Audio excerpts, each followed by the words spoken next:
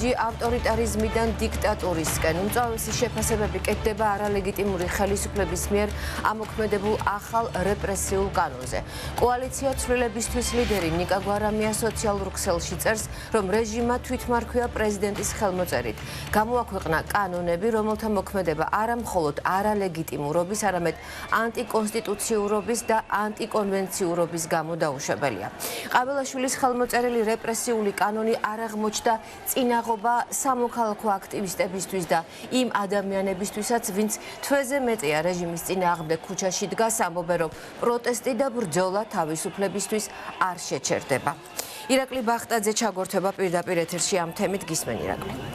სამოქალაქო საზოგადოებას მხოლოდ ერთადერთი კითხვა აქვს არალეგიტიმურ პრეზიდენტთან, ვინ ან რა ფორმით წაუკითხა კანონში შეტანილი ცვლილებები, რადგან სამოქალაქო საზოგადოებაში ერთხმად თანხმდებიან იმაზე, რომ ამ კანონს ყაბელაშვილი ნამდვილად არ წაიკითხავდა, მისთვის არ აქვს მნიშვნელობა თუ რა ცვლილებებს შეიტანდა ბიძინა ივანიშვილის მთავრობა ამ კანონში, მისთვის მხოლოდ მნიშვნელოვანია ის, რომ ოლიგარქი ივანიშვილი ყოფილიყო კმაყოფილი და შესაბამისად ეს დავალება ყაბელაშვილმა ნამდვილად შეასრულა რამდენიმე საათში ეგრეთ წოდებული ინაუგურაციიდან მიხეილ ყაბელაშვილმა ოფიციალურად გააფორმა დიქტატურა. მიუხედავად იმისა, რომ კანონი ზედმიწევნით ახდენს სამოქალაქო საზოგადოებისა და აქციის მონაწილეების მისამართით დევნას და დაშინებას, ამის მიუხედავად სამოქალაქო საზოგადოების წარმომადგენლები ამბობენ, რომ ბრძოლა იქნება ბოლომდე, მათგან მათ კარგად აქვთ უკვე გათვითცნობიორებული, რომ ოლიგარქის პარტია წავა მოქალაქეების დაკავებაზე და დაშინებებზე, რომლის არაერთი პრეცედენტი უკვე ჩვენ ვნახეთ ქართული ოცნების ხელისუფლების მხრიდან. სამოქალაქო აქტივისტები ამბობენ იმას, რომ ბრძოლა გაგრძელდება, დღეს 33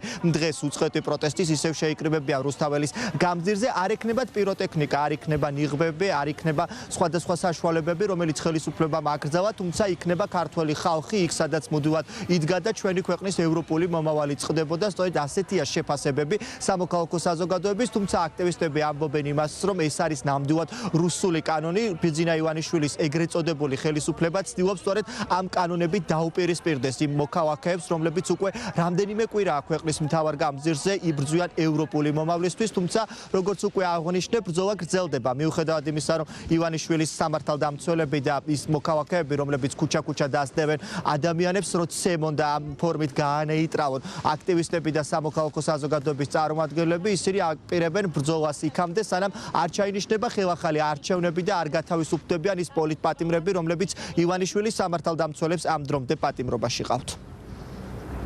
ჩვენ ნახეთ, როგორ შეუძლია წერა-კითხვა და განსაკუთრებით კითხვა მიხეილ ყაბელაშვილს, საქართველოს ეგრეთ წოდებულ პრეზიდენტს, თვითგამოცხადებულს და შესაბამისად ის, რომ მან გადახედა 28 კანონს წაიკითხა და მასში პრობლემები ვერ ნახა, ეს არის უბრალოდ სასაცილო, მით უმეტეს იმ კანონებს, რომელიც არის პირდაპირ რეპრესიული და სპეციალურად დაიწერა აქციის მონაწილეების წინააღმდეგ, იმისთვის, რომ მათ ვეღარ გამოიყენონ ნიღბები, თუმცა ჩვენ ხედავთ, რომ პოლიციელები, შინაგან საქმეთა სამინისტროს თანამშრომლები აქტიურად იყენებენ მათ შორის აქციებზეც, ხო? ამ ნიღბებს და მხოლოდ აქციის მონაწილეებისთვის რაღაცა კონკრეტული ადამიანებისთვის იქნება რაღაც კანონები ამ ქვეყანაში. შესაბამისად ეს რეპრესიები დიდხანს ვერ გაგრძელდება, რადგან ქართული ოცნება არის უკვე აგონიაში შეშინებული, იმიტომ რომ ხდება, რომ მისი დღეები არის დათვლილი. რეპრესიული კანონები, რომელიც თითქოს დღეს შევიდა ძალაში არალეგიტიმური პრეზიდენტის ხელმოწერით, არის ის, სადაც ჩვენ ვსაუბრობთ დიდი ხანია და არის ის ერთ-ერთი მთავარი შემადგენელი ნაწილია რეპრესიული პოლიტიკისა, რომელსაც არალეგიტიმური ხელისუფლება ჩვენს წინააღმდეგ, ხალხის წინააღმდეგ ატარებს. მიზანი მთავარი მათი არის, რომ ჩვენ შეგვაშინოთ, მაგრამ ჩვენ ხალხს არალეგიტიმური ხელისუფლების და მათი არალეგიტიმური კანონების არ გვეშინია და ჩვენ რუსთაველის გამზირიდან ამ ბრძოლიდან ზოგადად არ გავალთ გამარჯვების გარეშე. ყველა აქვთ ამის იმედი ქართულ ოცნებაში, ვერც ამით და ვერც ბევრი სხვა რამით ჩვენ ვერ შეგვაშინებენ.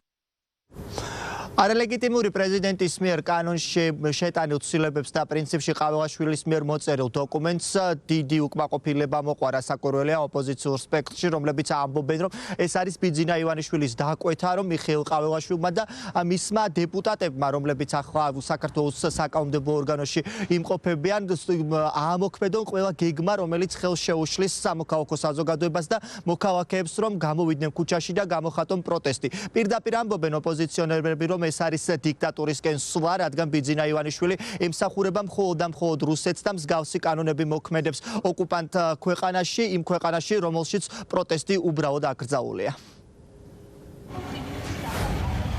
დღეს დილიდან უზურპატორულმა რეჟიმმა თვითმარქვია პრეზიდენტის ხელმოწერით გამოაქვეყნა კანონები, რომელთა მოქმედება არა მხოლოდ არალეგიტიმურობის, არამედ ანტიკონსტიტუციურობის და ანტიკონვენციურობის გამო დაუშვებელია, რადგან შეიცავს ადამიანის უფლებების და თავისუფლების შეზღუდვის უმძიმეს წინაპირობებს. ამ კანონებით ხელისუფლების უზურპაციამ და რეჟიმის ავტორიტარიზმიდან დიქტატურისკენ სვლამ კიდევ ერთი უმძიმესი ნაბიჯი გადადგა. არალეგიტიმური პარლამენტის მხრიდან მიღებული ეს საკანონმდებლო ცვლილებები, რომელიც უკან ხევს და ანადგურებს ქვეყანაში ადამიანის უფლებებს, რომელსაც ასევე არალეგიტიმურმა პრეზიდენტმა პირველივე სამუშაო დღეს მოაწერა ხელი, წარმოადგენს რეპრესიების კიდევ ერთ ტალღას, რომელიც მიმართულია პროტესტების ჩაქრობისკენ და დემონსტრანტებზე ზეწოლისკენ, თუმცა ჩვენ ვხედავთ უწყვეტ პროტესტს, რომელსაც ვერ გააჩერებს ვერანაირი არალეგიტიმური კანონები. სამართლებრივი თვალსაზრისით ალბათ უპრეცედენტო საკითხია დანაშაულის ჩადენამდე ადამიანის დაკავება და ამის ინფორმით განხორციელება, რა ფორმითაც ეს ასახულია ამ ცვლილებებში. აქ ძალიან ბევრი საკითხია, რომელიც რეპრესიული ხასიათის მატარებელია და მე მქონდა რა თქმა უნდა მოლოდინი, რომ პირველი საკითხი, რასაც აველაშვილი ხელს მოაწერდა იქნებოდა ეს ცვლილებები კანონმდებლობაში. მაგრამ არაუშავს ამით არავინ არ შეშინდება. რეპრესიული კანონების ამოქმედების მიუხედავად ბრძოლა გრძელდება, ასეთია ოპოზიციონერებისა და სამოქალაქო საზოგადოების პასუხი ბიძინა ივანიშვილის ოლიგარქიული რეჟიმის წინააღმდეგ. ამ კანონში ძალიან ბევრი ცვლილებაა შეტანილი, მათ შორის ის, რომ მოქალაქეებს საპროტესტო აქციაზე არ შეეძლებათ სამედიცინო პირბადების მტარებაც კი, პიროტექნიკის გამოყენება და ლაზერების გამოყენებაც. ასევე ამ დოკუმენტში მიხეილ ყაველაშვილი, არალეგიტიმური პრეზიდენტი, ხელს აწერს იმას, რომ სალომე ზურაბიშვილს საქართველოს პრეზიდენტს მოიხსნა სახელმწიფო დაცვა და სავარაუდოდ რამდენიმე დღეში საქართველოს პრეზიდენტი სალომე ზურაბიშვილი დაცვის გარეშე დარჩება. ირაკლი ბახტაძე